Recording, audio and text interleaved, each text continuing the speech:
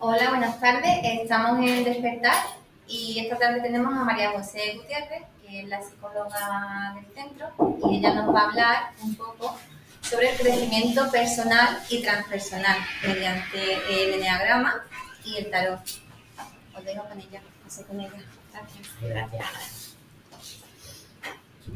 Buenas tardes a todos los presentes, a todos los televidentes y a todos los que estén en el ambiente. En fin, nos ha costado un poquito arrancar con eso de la tecnología, pero ya vamos a empezar. El tema de hoy es el crecimiento personal y transpersonal, que como decía Ana, se traduce en eneagrama y tarot, porque para mí son las dos llaves de oro que hacen que nos podamos ver tanto lo que es la parte delantera como la parte trasera del inconsciente. Entonces, el crecimiento personal sería conocer cómo funcionamos, cómo reaccionamos, cuál es nuestra personalidad, un poco cómo es nuestro ego, ¿eh? Y el crecimiento transpersonal nos lleva al inconsciente, a la sombra, a los puntos ciegos. Entonces, la lógica es, primero, hacer un trabajo de crecimiento personal para ver cómo funciona el ego y poder hacer que, en lugar de controlarnos el ego a nosotros, seamos nosotros los dueños del ego. Ese es el objetivo de todo trabajo personal y de todo trabajo de crecimiento. Conseguir que el ego esté a nuestro servicio. Porque en muchas terapias y en la New Age se hablaba de matar el ego, pero eso es imposible. O sea, no podemos matar el ego porque entonces nos mataríamos nosotros mismos. Porque el ego es nuestro aliado. Lo que pasa es que al identificarnos con él, pues en vez de en aliado se convierte en un peligro. Porque claro, ya si yo me identifico con el ego, yo no puedo hacer nada con él. El ego me arrastra. Si yo me identifico con la mente, yo no puedo hacer nada con nada, porque la mente me arrastra. Entonces depende de con quién nos identifiquemos, así es como funcionamos. Entonces, de entrada, toda terapia y todo trabajo de crecimiento personal parte de una separación del ego, que es el que vamos a trabajar, y del ser, que va a ser el observador. Entonces, siempre que hay que hacer un trabajo sobre uno mismo, tiene que haber un observador que nos incluya en la escena. O sea que nosotros normalmente proyectamos a los demás. Somos como espejos y todo lo que no queremos vernos en nosotros, pues lo vemos en el enfrente. Y el trabajo personal requiere hacerse responsable de lo que uno genera y no ponerlo en el enfrente. Por eso se trata de poner un observador desde aquí que nos incluye en la escena. Cada vez que tenemos una situación, nos vemos dentro de esa situación. Entonces, el eneagrama, ¿qué función tiene en todo esto? Pues tiene una función importantísima porque es como una llave que nos abre los distintos tipos de personalidad que podemos tener, los distintos tipos de ego que podemos tener. Cada uno tiene una personalidad concreta que ha formado en los 7 primeros años de vida, que es la manera de llamar la atención de papá y mamá. Entonces, antes de los 7 años, estamos siempre llamando la atención, buscando, como si dijéramos, la aprobación de papá, compitiendo con los hermanos, y generamos una actitud en la vida que se va progresivamente haciendo como normal. Entonces, aunque hayamos generado una personalidad para que el niño se defienda y atraiga a sus padres, no quiere decir que siga teniendo ese mismo recurso durante toda la vida, cuando ya crece, ¿no? Entonces, pues es lo que se llama como síndrome de Peter Pan. Las personas que, aunque tengan 90 años, se mueren sin crecer, ¿eh? Porque el crecimiento no es una cuestión de edad física, sino de crecimiento interior. Entonces voy a explicar cómo funciona el eneagrama, que se basa en 3 leyes.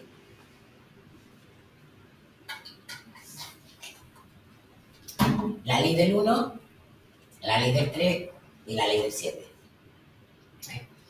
Entonces, la ley del 1 es el círculo, que el círculo nos habla de eternidad, porque no tiene principio ni final. Entonces, sería lo que representa la unidad. El triángulo es lo que determina el que el espíritu que entra por el 9, por la punta del triángulo, parte la materia por la mitad.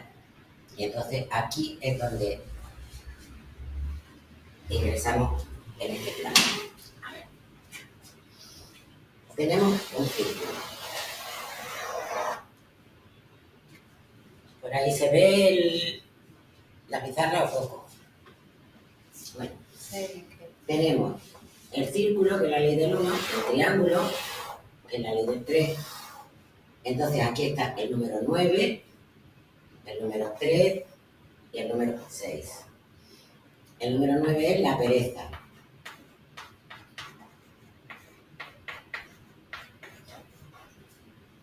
Y la virtud está en esta pizarra, en la acción. El 3 es la vanidad, que también es la falsedad. Y la virtud es la veracidad, la sinceridad.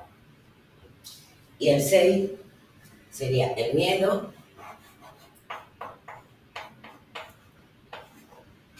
y la duda. Y su virtud sería el coraje. Entonces tenemos el 1 que se va al 4, el 4 que se va al 2, el 2 que se va al 8, el 8 que se va al 5 y el 5 que se va al 7. Entonces aquí tenemos 7, 8, 5, 4, 2 y 1. El 1 es la ira, el 2 el orgullo,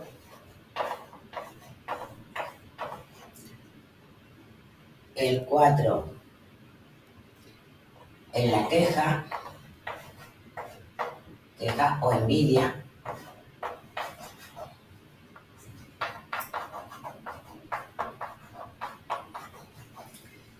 el 5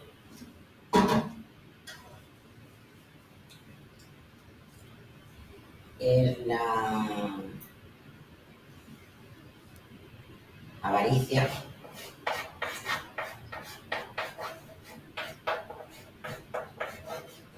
el 7 la gula y el 8 la lujuria. Como veis, están los 7 pecados capitales más 2. Y cada pecado capital tiene su parte positiva, que es la virtud. Entonces, la virtud de la ira es la serenidad, la virtud del orgullo es la humildad, la de la vanidad es la veracidad, la de la envidia es la ecuanimidad, la de la avaricia es la generosidad, la del miedo y la duda es el coraje, la virtud de la gula es la sobriedad y la virtud de la lujuria es la inocencia y la de la pereza, la acción. Entonces, ahí tenemos básicamente el esquema a seguir en el trabajo interno. Entonces, cada número o cada rasgo tiene una serie de características concretas, que algunas se referencian con el título del vicio, pero otras no tienen nada que ver. Lógicamente, pues claro, el miedo, pues son personas miedosas, la gula son personas que tienen mucha voracidad, quieren aprender de todo, leerlo todo, comérselo todo, viajarlo todo. La lujuria son las personas con mucho genio, mucho carácter, muy agresivas, son la mayoría de los que son 8 pues son o drogadictos, o alcohólicos, o presos, están en las cárceles, porque son gente muy de romper rasga, ¿no? La pereza es pereza interna, no es pereza para los demás. O sea, los 9 están siempre al servicio de los demás, pero luego tienen mucha pereza para hacer cosas para ellos. La ira son personas que tienen ira contenida, porque todos tenemos en el momento de la vida ira y rabia, pero en una forma son esas personas que no quieren expresarla, pero van así aguantando, apretando la cara como no queriendo soltarla, ¿no? El orgullo, pues son personas que miran por encima del hombro, como que también personas muy serviciales al mismo tiempo. O sea, está el orgullo de la actitud, pero luego la manera de llevarse a la gente es haciéndole cosas. Y en la vanidad son personas muy organizadas, personas muy eficientes, más que eficaces, eficientes, muy trabajadoras, muy exitosas. Los 4, la queja y la envidia, pues serían el típico llorón, que se queja siempre de todo y que es lo que tiene el otro es lo mejor y que lástima de mí, pobrecito de mí, y tal. En fin. Luego los 5 son personas que son muy reservadas, tienen su especie de cueva y se retiran y se retraen de vez en cuando. Y la virtud es la generosidad. Entonces, el trabajo que hacemos en el seminario, que dura 7 meses, es el itinerario desde el vicio a la virtud. Por lo cual, siempre vamos a hacer el mismo rasgo, pero no vamos a estar al mismo nivel. Lógicamente, yo siempre digo, cuando yo empecé a trabajar el enneagrama con Claudio Naranjo, pues ya nosotros teníamos 15 días de enneagrama, intenso, intenso, intenso, y le decía un compañero, yo es que yo ya no sé ni lo que soy, porque yo es que tengo de todo. Y dice, sí, claro, pero lo peorcito de cada uno. Y es verdad. Cuando empezamos a vernos, pues es un shock. Pero claro, la diferencia es de que yo voy de que creo que soy como me gustaría ser, y cuando me empiezo a observar, me llevo el chasco padre porque no soy lo que creía que era. Eso tiene su ventaja, porque si yo creo que soy como me gustaría ser, ya no doy un paso para hacerlo. Con lo cual, nos interesa ser honestos y decir, bueno, no soy como me gustaría ser, pero voy a procurar llegar a serlo. Ese es el tema del trabajo personal. Entonces, dentro de lo que es el rasgo de cada uno, porque claro, todo el mundo tiene rasgos, tiene de todo, pero hay como una hebra principal que es la que se tira del ovillo. Tiramos un ovillo de lana y tiramos de la hebra y se va haciendo el ovillo. Y es por el rasgo que nos vamos a trabajar, que es el que tenemos más acentuado, de alguna manera. Entonces, además de trabajarse el rasgo, pues vemos también, claro, el tema este del enneagrama era algo que ha estado siempre escondido, ha estado siempre oculto, como todas las iniciaciones que ahora están saliendo a la luz. Y aquí se ha difundido en España a nivel terapéutico por Claudio Naranjo, que es un psicólogo, un psiquiatra gestáltico, pero Claudio Naranjo recibió el conocimiento del enneagrama a través de Oscar Ichazo, que era otro psiquiatra chileno, que a su vez se lo traspasó Bourdieu. No sé si había oído hablar de Bourdieu, era un libre pensador y también era sufi. Entonces, el maestro sufi de mi maestro,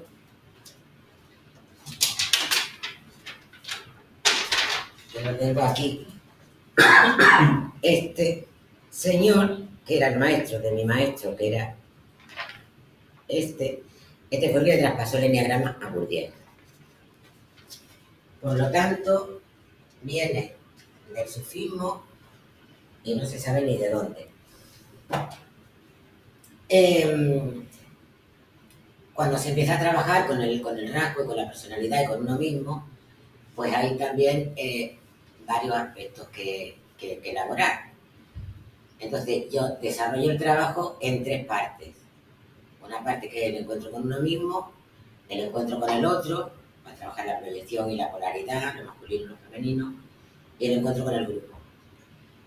Entonces, el trabajo se hace en una dinámica de grupo quincenal y cada 3 meses hacemos un residencial, donde en el encuentro con uno mismo pues se trabaja todo lo que está relacionado con meditación con uno mismo, automasaje, se trabaja mucho con el niño interior, porque todos los conflictos que tenemos los adultos los tiene el niño.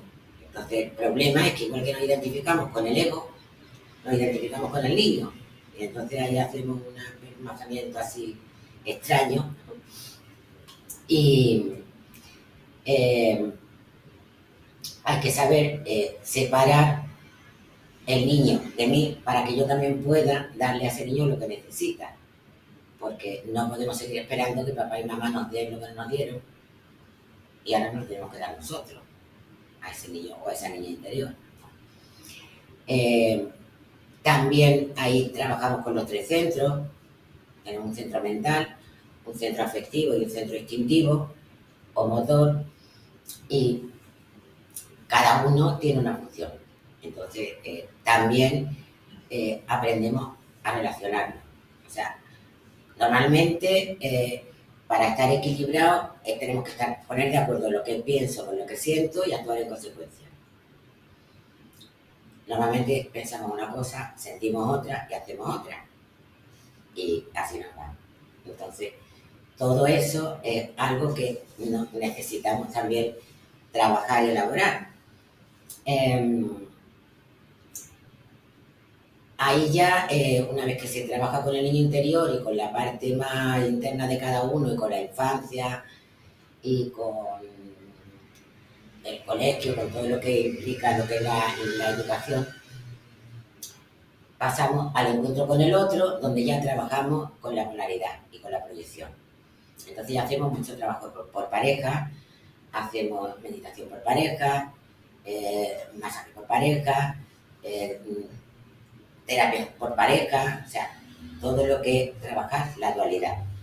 Y la dualidad también trabajando, porque también sabemos que aunque seamos hombres o mujeres, pues todos tenemos un masculino y un femenino. El masculino está regido por el lado derecho y el femenino en el lado izquierdo, que se rigen por los hemisferios contrarios. O sea, el hemisferio izquierdo es el femenino y rige el lado derecho, izquierdo, y el hemisferio izquierdo rige el lado derecho, que es masculino. Entonces, ya en el encuentro con el otro, pues se empieza a trabajar a nivel terapéutico, pero a partir de ese encuentro también trabajamos el enneagrama a nivel espiritual. Que a nivel espiritual se trabaja con la consigna.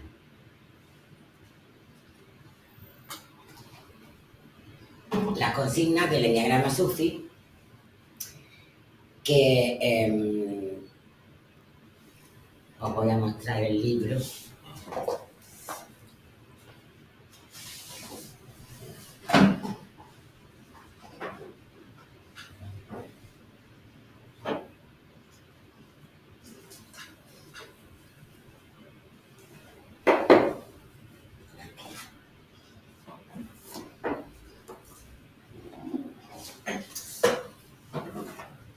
Yo el enneagrama sufi lo conocí a través de un sufi argentino con el que tenemos un seminario de enneagrama el 8, 9 y 10 de octubre. aquí en Sevilla, y este hombre escribió estos dos libros. El Enneagrama Sufi y el libro de las consignas, que son ejercicios en relación con el enneagrama, donde trabajamos a nivel tanto terapéutico y personal como espiritual. Entonces, ya desde el segundo encuentro trabajamos con las consignas y en el tercer encuentro se trabaja con el grupo. O sea, cómo uno se ubica en el grupo, cómo se sitúa en el grupo, cómo se ubica en la vida. Entonces, claro, estamos ubicados en una posición, pero cuando hacemos un trabajo interno, esa posición cambia. Por ejemplo, si yo siempre he sido mariquita la primera, pues a lo mejor después de haber trabajado con todo lo que eso implica, pues ya no quiero ser tan mariquita la primera, a lo mejor me gustaría ser la última o ponerme por el medio. O sea, en una escala de una fila, pues si yo siempre he ido la primera, pues ahora me puedo poner la mitad. Y el que siempre ha ido atrás, pues a lo mejor avanza hacia la cabecera. O sea, hacemos cambios también de la inclusión en el mundo, ¿no? Entonces ahí se trabaja con los roles, y hacemos psicodramas, sociodramas, incluso el trabajo de la comida lo hacemos también. Cada uno tiene que hacer un plato o una comida y tiene que llevar sus ingredientes, y cuando le toca a él hacer de chef, los demás son pinches, y cuando el otro es pinche, pues yo voy de chef. Entonces pasamos por todos los roles y hacemos un trabajo que puede hacernos integrar. Esto sería la primera parte, que sería el primer curso, como si dijéramos, el trabajo de la personalidad con el enneagrama. Pero ahora viene el trabajo del inconsciente, y eso es con el tarot, con las cartas del tarot.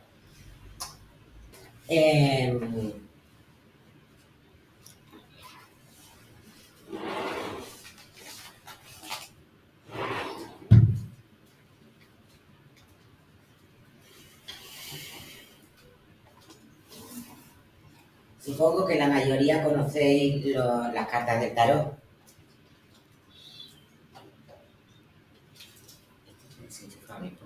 No.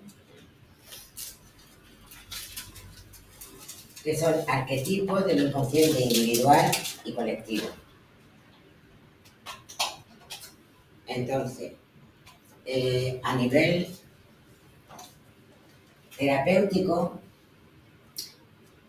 lo usó Jung, que era un discípulo de Freud, un psicólogo de hace 100 años. Él tiene un libro que, bueno, no lo escribió él, lo escribió una alumna suya, se llama Jung y el tarot, y ahí explica cómo usar el tarot a nivel terapéutico, basado en el mapa del viaje. Entonces, el mapa del viaje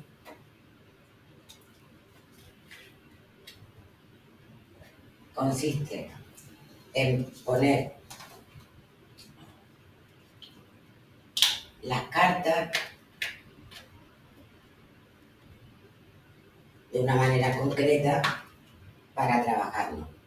Entonces, aquí, si vemos, se repite la ley del 3 y la ley del 7, aunque no tiene nada que ver aparentemente con el enneagrama, pero como que todo esto son llaves iniciáticas y que tienen su sentido numerológico, ¿no? Porque el mapa del viaje se reparte en 3 filas de 7 cartas. Tenemos aquí del 1 al 7, la carta del loco, que es el 0, que va siempre aparte, porque esa sirve como nexo de unión. Cuando se acaba un proceso y se empieza otro, siempre está el loco de por medio. Y los arquetipos del tarot reflejan el inconsciente individual y colectivo. O sea, quiere decir que el mapa del viaje que yo voy ahora a hacer como para una persona individual, también se puede hacer para la colectividad,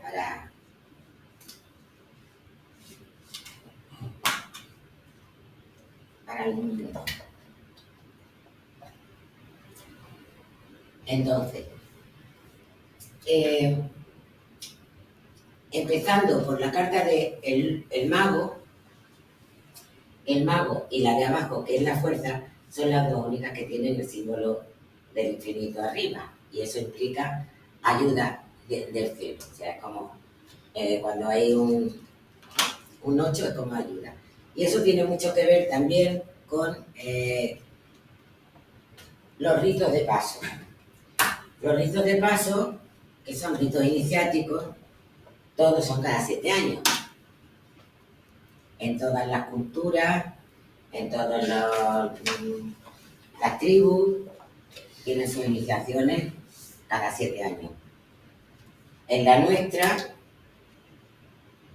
católica, apostólica, romana, también. Pero como somos modernos, lo hemos cambiado todo, pues ahora ya no va igual. Pero, si os dais cuenta, nos bautizan al nacer, la comunión a los 7 años, a los 14 la confirmación, a los 21 la mayoría de edad. 7, 7, 7, 7.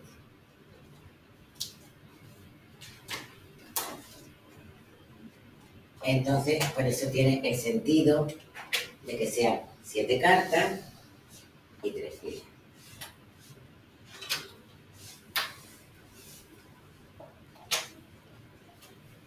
¿Y por qué se pone así? En este orden. Porque aquí está la historia de toda la humanidad y está la historia personal de cada uno. Lo que hacemos con este trabajo es forzar un proceso iniciático completo. Porque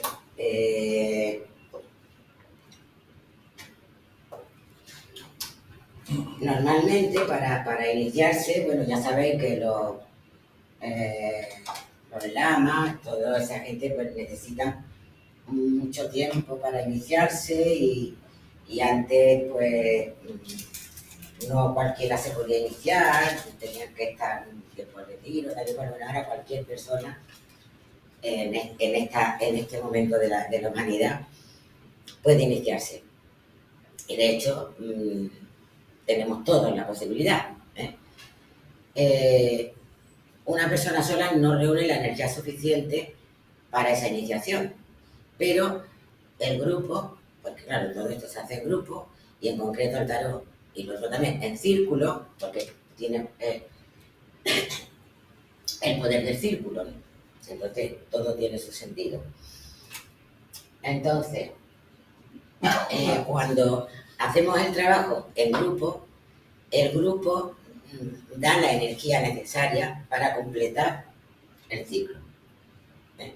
El ciclo sería desde el mago, que imaginaros que son los chakras, el mago sería el primer chakra y todos los demás cartas serían hasta el último chakra, o sea, el coronario, que sería la carta del mundo, que además tiene ya la corona hecha. Entonces, pues, al mismo tiempo con las cartas vamos repasando y elaborando toda nuestra vida. Entonces, cada arquetipo mueve unos sueños determinados, porque los arquetipos funcionan en el inconsciente y el inconsciente en el sueño. Entonces, trabajamos con las cartas para dormir poniéndolas debajo de la almohada, cosa que no recomiendo a nadie que lo haga sin estar en un grupo, porque el grupo tiene la protección y tiene la fuerza. Y yo siempre lo digo, hay personas que lo han hecho, han dicho, ay, mi amiga está haciendo un curso de... Voy a poner la carta debajo de la almohada. En concreto, una amiga mía se le cayó una maleta que estaba vacía de un armario sola a medianoche, se le desprendió una persiana sin estar rota, o sea, pasan cosas. Por eso no conviene jugar con esto, porque la gente se piensa que el tarot es un juego, una tontería, y de hecho se ha tratado así toda la vida, ¿no? Y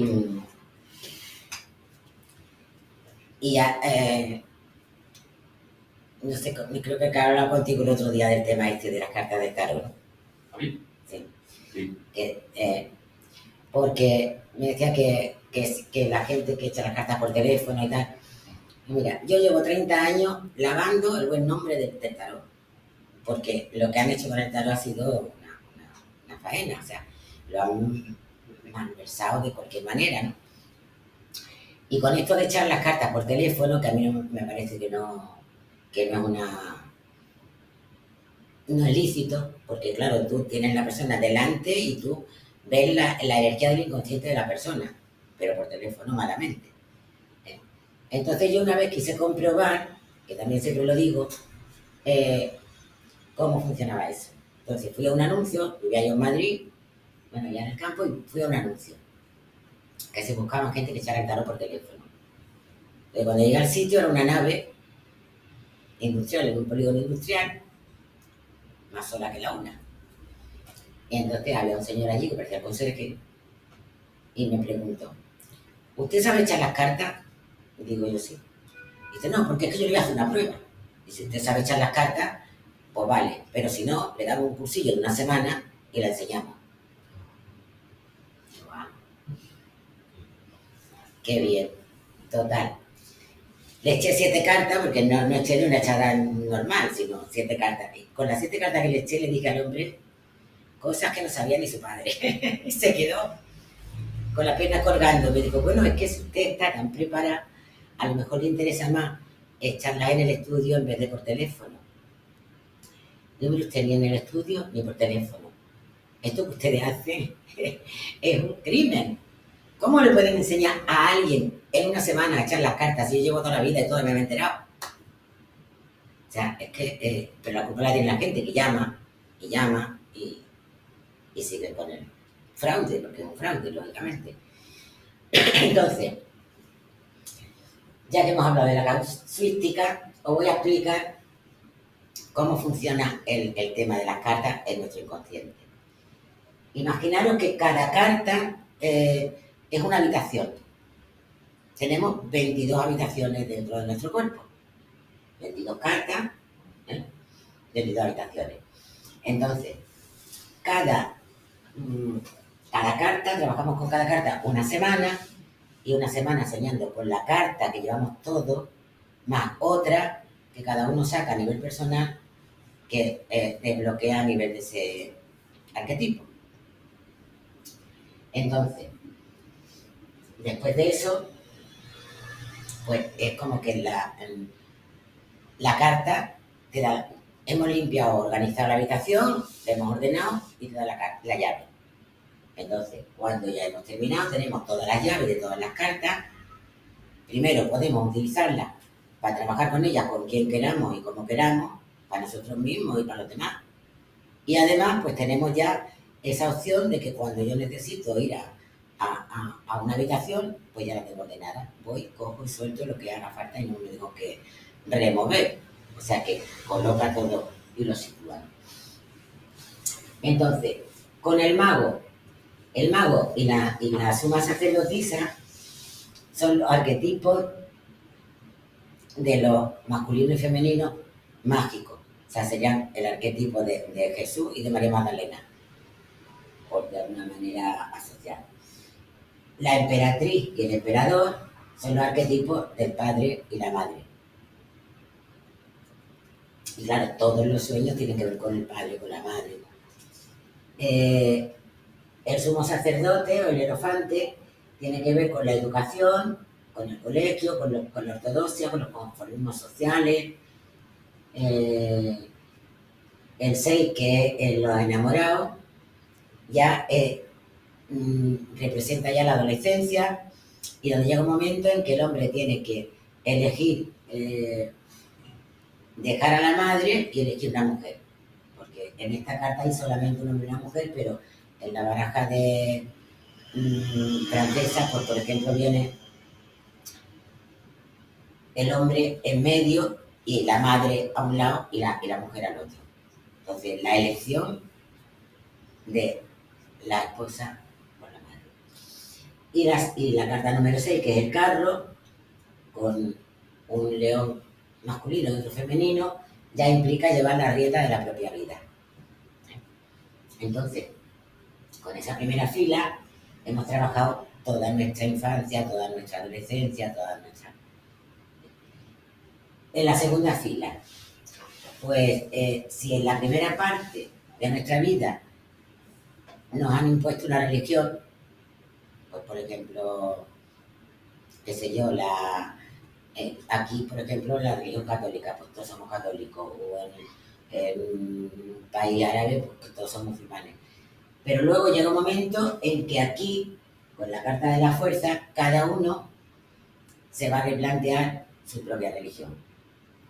Pues hay gente que después de bautizarse, pues se hacen budistas, o hindúes, o musulmanes, o lo que sea. Y eso está representado en la carta del ermitaño, que representa nuestro maestro interior. También cuando uno llega a este punto de la carta de la fuerza, empieza a dominar sus propias emociones, a manejar sus propias emociones representadas por el león.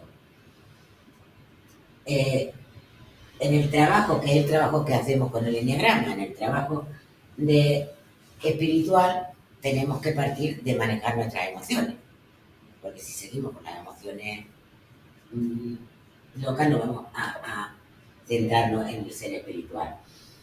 Entonces ya el ermitaño representa el guía interior. La rueda de la fortuna es nuestro destino y la justicia representaría el karma pendiente de cada uno. Entonces, el destino,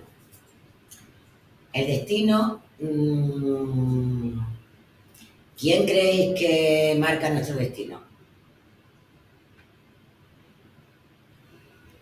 Nosotros mismos. Nosotros mismos, porque estamos en una conferencia de crecimiento personal, pero la mayoría de la gente se cree que qué malo es Dios, que mira lo que me ha pasado, ay, qué destino más malo me han puesto. Todos le echamos la culpa a los demás, no de nuestro destino. Pues no, nuestro destino lo hemos escrito nosotros. Nosotros hemos escrito nuestro carrete, nuestro guión, y como dice el Corán, venimos con la asignación dada. O sea, que no hay que partirse la cabeza para buscarse la vida, porque ya la traemos. Lo que tenemos que hacer es confiar en nuestro ser y confiar en nuestro destino. Y si yo confío en mi destino, me va a venir lo que está en mi destino. Si no, pues me voy a estar quitando mi destino de encima. Porque hay mucha gente que va a echarse las cartas y entonces, pues, sí, el futuro se puede ver porque se puede cambiar. La cosa es que interese o no interese, porque claro, lo que te sale en las cartas es lo que tu inconsciente ha dispuesto que tú has hecho en tu guión, que es lo mejor para ti, aunque a ti ahora te parezca fatal y lo quieras cambiar, lo puedes cambiar, pero te van a venir por todos los lados, porque cuando uno no está en su línea, le vienen por todos los lados problemas. Entonces, el tema es saber qué destino me he hecho y adoptarlo. También pongo siempre el ejemplo de las camas, de la película. Por ejemplo, si vosotros estáis ahí y proyectáis una película aquí, en una pantalla en blanco, la película es lo real. ¿Qué es lo real?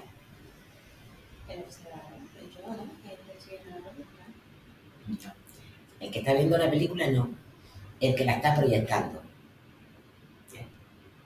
Ahí hay un proyector y aquí se está proyectando la película de mi vida y yo soy el que proyecta. Pero ese es el ser. Entonces, el que está aquí, imbuido en la película, que se cree que la película es real, pues no tiene en cuenta que proyecta. Al que proyecta, exactamente. Y eso es fundamental, porque solamente teniendo en cuenta al que proyecta, podemos cambiar la proyección. Podemos tomarla en cuenta, podemos dirigirla. Entonces, de aquí se pasa a la carta del colgado, que es renuncia o sacrificio por motivos superiores. O sea, en un proceso iniciático, por ejemplo, de cura y monja, pues ahí sería cuando la persona hace los votos de silencio, de pobreza, de...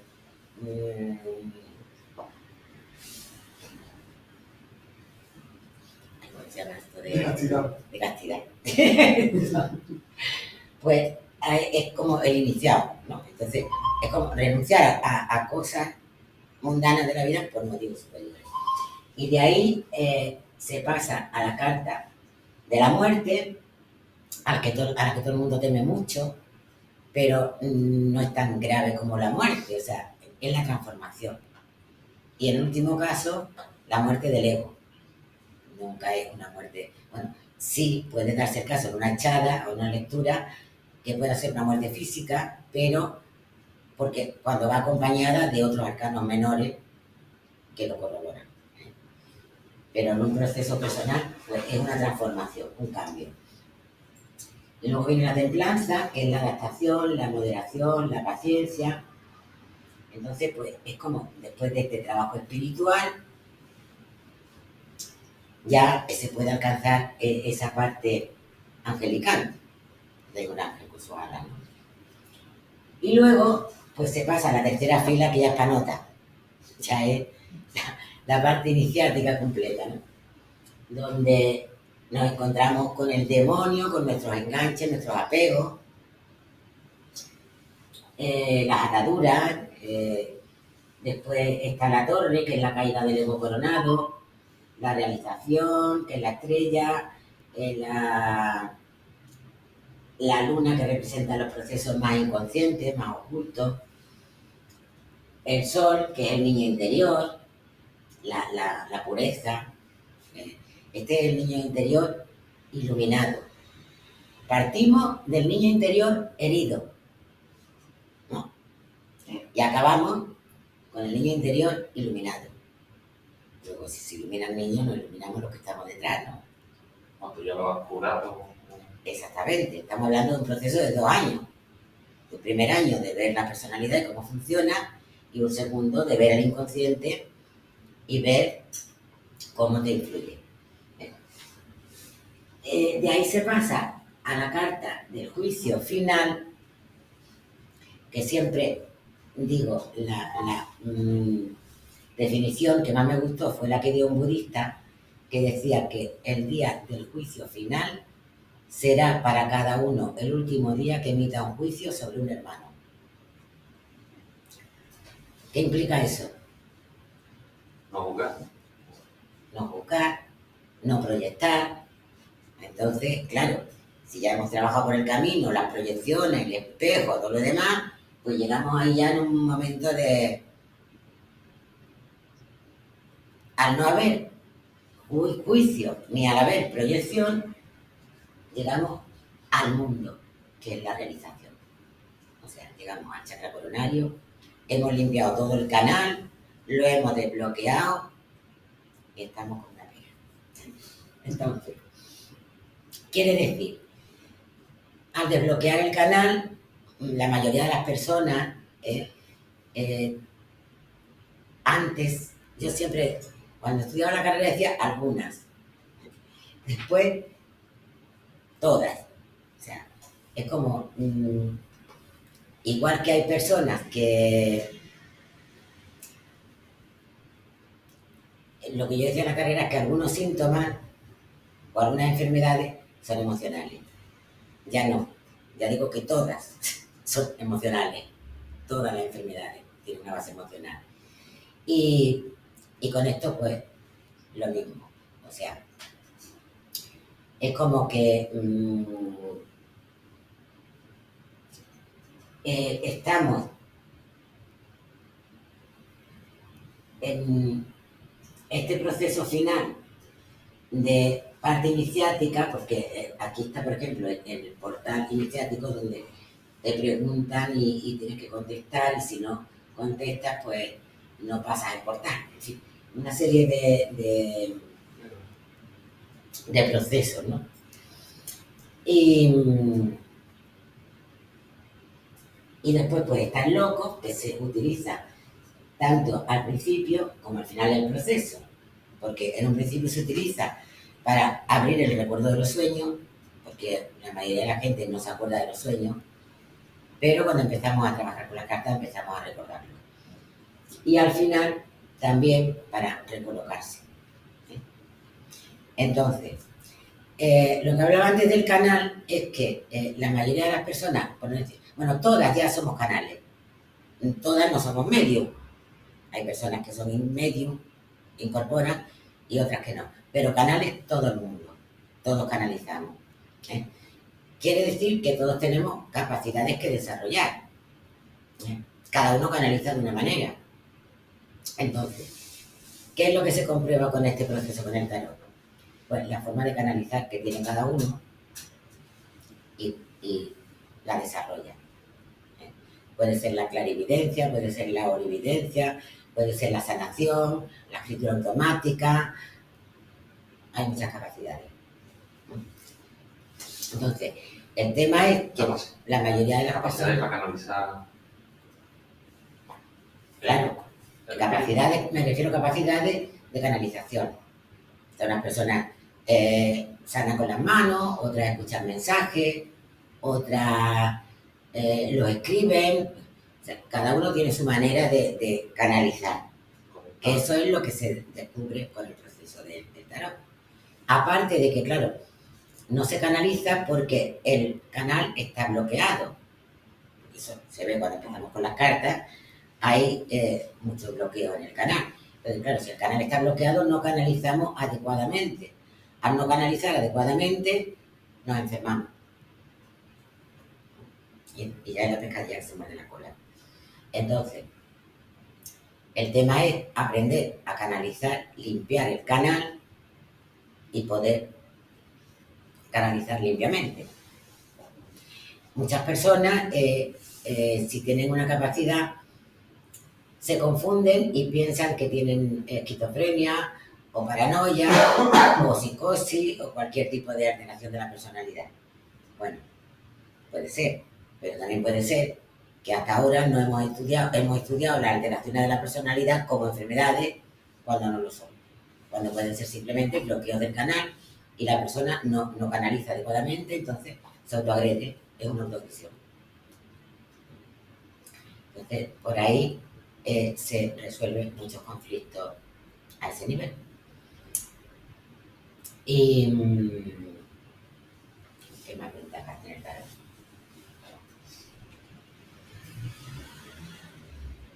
Bueno, por supuesto nos ayuda a encontrar lo que llamamos los puntos ciegos, que son esas cosas que siempre no lo hemos trabajado, no lo hemos retrabajado, no lo hemos visto en todas las terapias, pero seguimos haciendo lo mismo.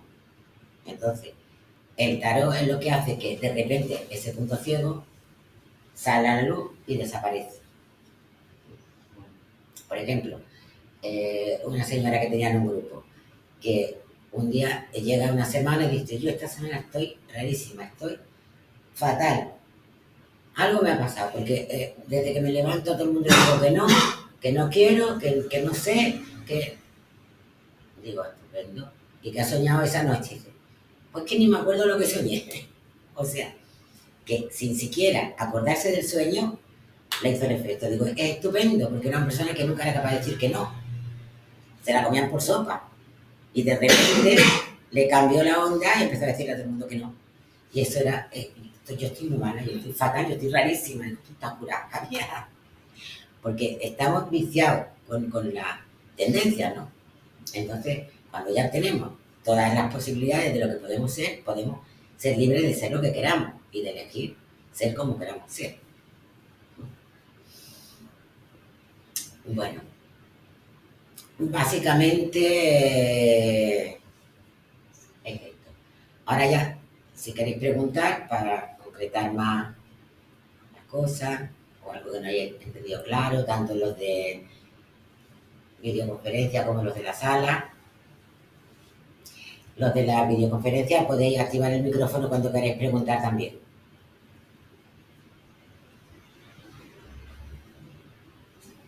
Entonces el uso de las cartas se va combinando con el estudio del enneagrama.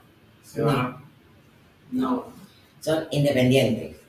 O sea, el enneagrama es para... Yo es que me parece que habéis llegado vosotros después de esto. El enneagrama es para ver la personalidad, lo que tenemos por delante. Y es un año. O sea, un año viéndote cómo eres. Y ya al año siguiente... ¿Qué ha pasado ahí? 10 minutos. ¿Eh?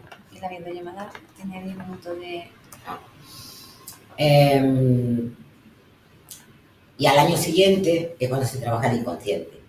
O sea, es un año trabajando la personalidad, la delantera, y otro año el inconsciente y la trasera. Y así como que te completa. ¿En el enneagrama no entras en el inconsciente o no? ¿O algo en la gente En el enneagrama entra todo. Somos conscientes e inconscientes. Y de hecho, luego también el enneagrama, bueno, ya eso lo veréis cuando empecemos, pero hay muchos. Hay también subtipos y luego también, dependiendo del número que tengas al lado, por ejemplo, una persona puede ser un 3 con tendencia al 4, por vecindad, y yo le llamo 34, y luego el 3 se puede ir al 9 y al 6. Entonces, hay una serie de movimientos que podemos hacer. Lo que hace el enneagrama es que nos hace tener conciencia de todos los movimientos. Y al tener conciencia, pues yo puedo estar en un número o en otro según me interese. Entonces, esta primera fase, por ejemplo... María José. Espera un momentito, que están preguntando aquí, ¿no lo escucháis? Dime. Yo te quería ya hacer una pregunta. ¿Lo del enneagrama está entonces relacionado con lo de los neurocircuitos que va en menos 96, menos 48 o más 40? ¿Eso es? Es que eso apareció en mi vida como hace 4 o 5 meses y he estado investigando, pero siempre me falta el cómo se salta del menos 90, del menos 48 al más 48. Es que eso, Entonces, eso no, digo, esto está relacionado. Claro, no hay menos ni más. Ahí es donde hizo el trabajo Bourdieu en los órdenes de leyes. Entonces, vamos a poner el mago igual que... Lo que pasa es que eso es muy difícil de entender de primera y muy difícil de explicar. Pero bueno, si entramos en el plano material, o sea, somos un espíritu que venimos de la energía libre, ¿no? Como la de Tesla. Entonces, entramos por el punto del 9. Y ahí cortamos la materia y como que encarnamos. Entonces, aquí habría una energía del 96, aquí de 48, y van bajando. Entonces, ahora la humanidad está pasando de los 96 órdenes de leyes a 48. O sea, estamos evolucionando. Y según vamos bajando, o sea, ya a partir de aquí serían los maestros espirituales, los iniciados, hasta llegar a 8, que ya sería un idioma. Entonces, nosotros de momento solo podemos aspirar a movernos de los 96 a los 48. Y por ahí ya nos podemos dar con un gato los dientes. Pero podemos seguir evolucionando. ¿Qué pasa? sé, creo que en 5 minutos se acaba la Ay, pues preguntarle que dice que la videollamada se acaba en 5 minutos. Preguntar vosotras y después vosotros que os vaya a quedar más tiempo preguntar después. ¿Te ha quedado esto más claro? Sí, eso, porque es que me estaba como sonando, digo, creo que esto, porque llevo como desde hace un tiempo que me apareció Gruyère, me apareció lo de las escalas, y estaba ahí como investigando y ahora viendo esto, digo, me parece que esto está relacionado con eso. Pues sí, Claro. Ah, pues esto está muy interesante. claro. Pues todo eso viene también explicado en el libro este que os enseñaba del Enneagrama Sufir.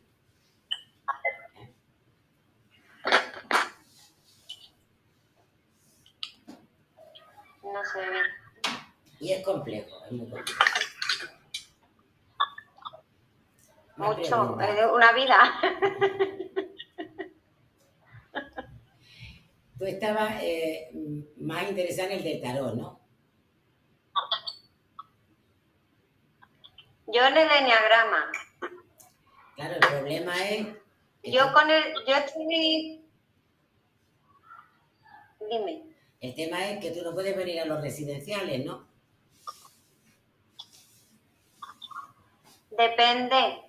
Es que tendría que ver la fecha. Pero tú puedes venir... A mí me interesaría el enneagrama por lo que estamos hablando. Pero de Claro. Paraguay te compensa venir hasta aquí para un fin de semana. ¿Cómo? Que si de Paraguay te compensa venir hasta aquí para un fin de semana. No, yo no vengo de Paraguay, yo estoy de Sevilla. Ah, cállate. Es que tengo otra chica que es de Paraguay, creí que eras tú. Ya. No, no. Ya, entonces sí, claro, te interesa el enneagrama. Sí. Claro. Pues luego al final de la charla ya pondremos la fecha y demás y ya te lo paso yo por el WhatsApp. ¿Tenéis alguna pregunta más antes de que se corte el vídeo? Las que estáis en...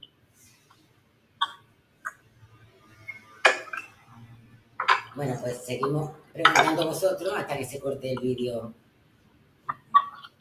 Bueno, tú sabes, Silvia, eso, que el curso de crecimiento personal ahora, esta primera parte como enneagrama, que ya al siguiente año me voy a con el tarot. Claro, el de crecimiento personal se hace con el enneagrama. Sí, El que se hace con el tarot es el transpersonal, que ya es otro año. sí. Ah, Es un año dedicado al enneagrama y otro año dedicado al tarot. Que los 2 años son dedicados a ti mismo, o sea que lo de fuera es lo anecdótico, pero es como la progresión y la estructura que vamos a llevar los 2 años. O sea, el primer año la estructura del enneagrama y el segundo la estructura del tarot. El orden lógico sería enneagrama y tarot. Claro, sí. Primero lo que vemos. Sí, porque ha habido casos que han hecho primero el tarot y luego han tenido que hacer el enneagrama. Entonces, mejor hacerlo por orden. Porque, claro, el tema es que cuando uno se ha trabajado a nivel consciente, pues ya va a profundizar en los puntos ciegos. Pero si tú no te has trabajado tu personalidad, entonces con el tarot se profundiza poco. Porque, claro, vas a llegar hasta donde has llegado. Y si no te has trabajado, entonces, claro, las personas que han hecho el tarot sin pasar por el enneagrama han dificultado mucho a los demás. O sea, lo han retrasado porque como no puede profundizar igual. Entonces, en cambio, grupos de tarot que han hecho todo el enneagrama ha sido fabuloso. O sea, la gente ha llegado a lo más alto. María José, los arcanos menores, dijiste que también dominamos. Sí, los arcanos, el mapa del viaje se basa solo en los arcanos mayores. Pero luego, cuando acabamos ya el trabajo con los arcanos mayores y con los sueños, hacemos un intensivo de 4 días con los arcanos menores, que trabajamos con los 4 elementos. Porque los arcanos menores, los 4 palos, son los 4 elementos, el oro en la tierra, el basto del fuego, la espada el aire y la copa el agua, ¿no? Entonces se trabaja con las emociones. Y eso ya se hace en el campo con los elementos. Eso ya lo último. Eso ya es lo último. Eso ya es el fin de carrera. Graduación. Sí.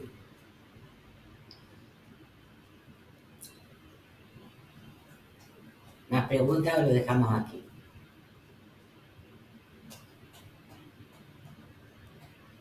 Pregunta.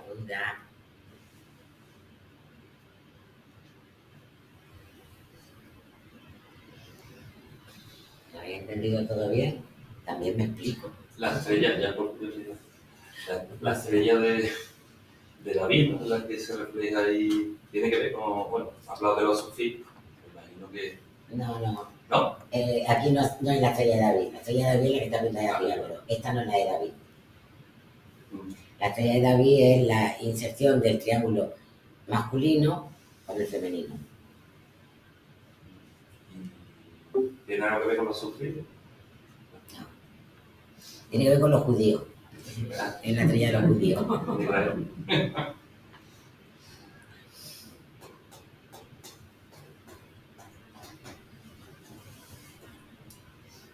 Bueno, pues ya se nos ha acabado la... Sí, sigue grabando, pero la llamada se acaba. Lo que pasa es que la pantalla y el micrófono siguen abiertos para hablar. Entonces vamos a apagarlo ya, porque si no... Bueno, y ya también terminamos la conferencia, ¿no? Si queréis algo más, La fecha y eso que iba a hablar. es ahora sí. Ya cierro.